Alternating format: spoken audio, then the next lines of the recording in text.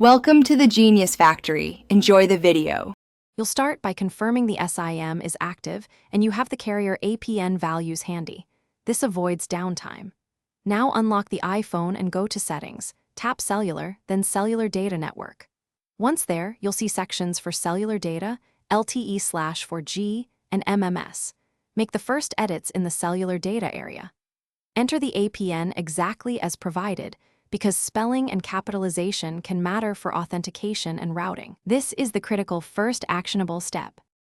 Now you'll precisely populate the fields. In cellular data, type the APN, then username and password if required. These credentials let your phone authenticate to the network.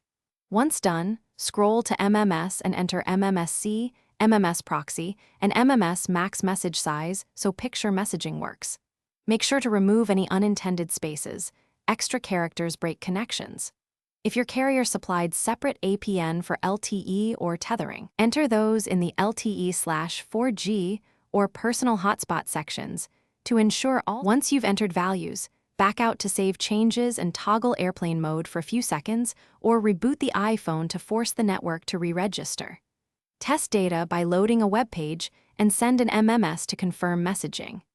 If services fail, reset network settings in Settings General Transfer or reset iPhone Reset Network Settings, which clears old profiles. If that doesn't help, reinsert the SIM and contact your carrier to push the correct APN or carrier profile. This fixes most stubborn cases.